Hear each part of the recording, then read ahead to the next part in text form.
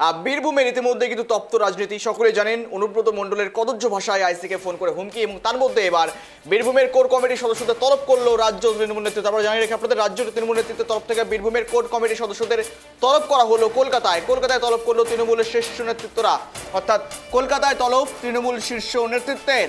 আমরা জানিয়ে রেখে আপনাদের, আবারও বিতর্কে জড়িয়েছেন বীরভূম তৃণমূলের একসময়ের all in all Anubrata Mondal. আর বোলপুর থানার আইসি লিটন হালদারকে অশ্রাব্য ভাষায় গালিগালাজের অভিযোগ উঠেছে তার বিরুদ্ধে। এরপরে তপ্ত হয়েছে রাজনীতি বীরভূম জেলা জুড়ে। তৃণমূল একটু চাপে পড়েছিল, এবং এবার 21শে জুন মূলত জানিয়ে রাখি আপনাদেরকে, তৃণমূল ভবনে 9 সদস্যকে ডেকে পাঠিয়েছে দলের রাজ্য সভাপতি সুব্রত বক্সী। এই সমস্ত বিষয় নিয়ে আর আপডেট দেবো। সঙ্গে রয়েছে আমাদের প্রতিনিধি দেবজানী। একেবারেই কলকাতায় তলব তৃণমূল শীর্ষ নেতৃত্বের। বীরভূমের কোর কমিটির 9 জন সদস্যকে তলব করা হলো, অত্যন্ত গুরুত্বপূর্ণ বিষয়।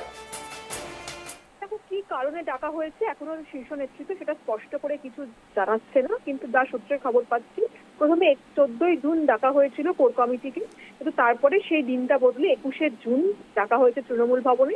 সেদিন দলের রাজ্য সভাপতি সুব্রত বক্সী তৃণমূলের কোর কমিটির যে 9 জন সদস্য তাদের সঙ্গে বৈঠক করবেন। আর তুমি জানো যে গরু পাচার মামলায় অনুব্রত মণ্ডল জেলে যাওয়ার পরই 2022 সালে জেলা সংগঠনের কাজকর্ম দেখাশোনার জন্য কোর কমিটি করে দিয়েছিলেন খোদ মমতা বন্দ্যোপাধ্যায়। 9 সদস্যের এই কোর কমিটিতে রয়েছেন অনুব্রত মণ্ডল, অভিজিৎ সিনহা, আশিস বন্দ্যোপাধ্যায়, চন্দ্রনাথ সিনহা, বিকাশ রায়চৌধুরী, সুদীপ্ত ঘোষ, কাজল শেখ।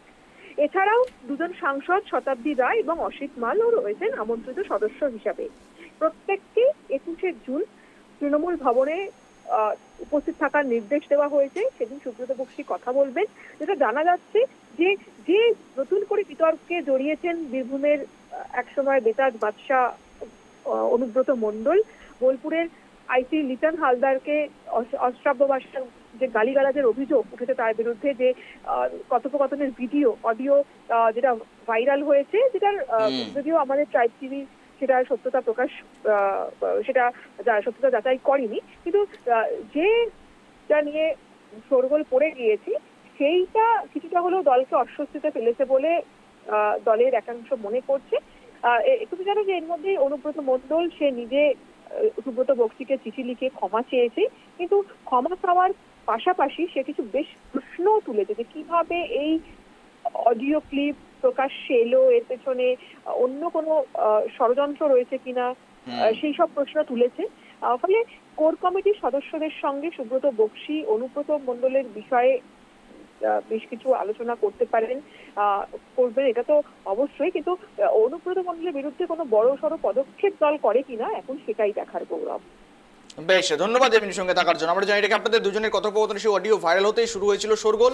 কোন কথোপকথন বলছে, যেখানে অনুব্রত মণ্ডল লোকাল থানার আইসিকে তিনি কিন্তু একেবারে অশ্রাব্য ভাষায় গালিগালাজ করেছেন, সেই অডিও ভাইরাল হয়, এবং তারপর থেকে একেবারেই বলা যেতে পারে রাজনীতি একেবারে তোলপাড় তৈরি হয়। গোটা বাংলা জুড়ে কিন্তু মূলত তপ্ত হয় রাজনীতি, এবং তৃণমূল কংগ্রেস কোথাও অস্বস্তিতে পড়ে, এবং তারপর থেকে দাঁড়িয়ে থেকে তৃণমূলের তরফ থেকে এই বিষয়ে কোনো রকম বিবৃতি কিন্তু সামনে পাওয়া যায়নি। এবার বীরভূমের কোর কমিটির সদস্যদের তলব। এই কোর কমিটির সদস্যদের রয়েছেন মূলত সকলেই জানেন 9 সদস্যের কোর কমিটি মুখ্যমন্ত্রী মমতা বন্দ্যোপাধ্যায় তৈরি করে দিয়েছিলেন, যার জন্য কিন্তু বীরভূমের জেলা সভাপতি তৃণমূলের নেই, এবং সেখানে সেই পদের বদলে 9 সদস্যের কোর কমিটি রয়েছে। কমিটিতে রয়েছেন অনুব্রত মণ্ডল, অভিজিৎ সিনহা, আশিস বন্দ্যোপাধ্যায়, চন্দ্রনাথ সিনহা, বিকাশ রায় চৌধুরী সহ সুদীপ্ত ঘোষ, কাজল শেখ, এছাড়াও 2 সাংসদ শতাব্দী রায়, অসিত মাল কোর কমিটির আমন্ত্রিত সদস্য।